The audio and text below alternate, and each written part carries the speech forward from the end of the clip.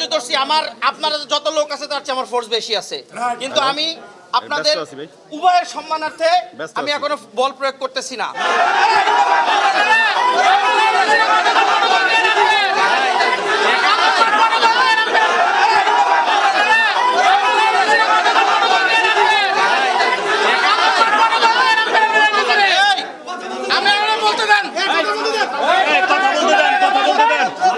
আমি আপনাদেরকে বলি, আমি এতক্ষণ পর্যন্ত ধৈর্য ধরছি, আপনারা যত লোক আছে তার চেয়ে আমার ফোর্স বেশি আছে, কিন্তু আমি আপনাদের উভয়ের সম্মানার্থে আমি এখনো বল প্রয়োগ করতেছি না। আমি সিআরপিসির 177 থেকে 127 থেকে 100 যেই 34-এর ভিতরে যে রুলসগুলো আছে এগুলো আমি অ্যাপ্লাই করা শুরু করব। তার আগে ম্যান্ডেটরি কথা হচ্ছে যে আপনাদেরকে আগে সতর্ক করতে হবে আমাকে। আমি একজন সিনিয়র অফিসার হিসেবে, আমার এসি আছে, ওসি আছে, আমি উভয় পক্ষকে সতর্ক করতেছি। আপনাদের জন্য আমি নির্দেশ দিতেছি, আপনারা এই যে ভায়োলেন্সটা করতেছেন আমাকে আইন প্রয়োগ করতে বাধ্য হইতে হবে।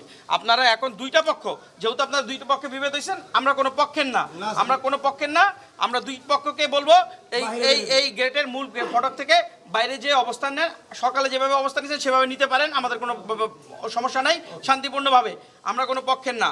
তো আপনারা দুপক্ষই এখন চলে যাবেন, আমি উভয় পক্ষকে 5 মিনিটের ভিতরে বাঁশি ফু দিয়ে বের করে দিব। এর ভিতরে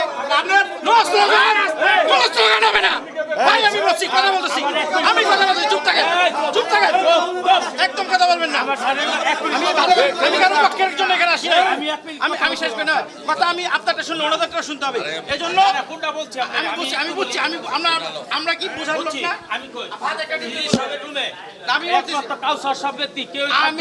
আমরা থাকবো আর কেউ থাকবে না, আমরা থাকবো আর কেউ থাকবে না, বের হয়ে যাবে,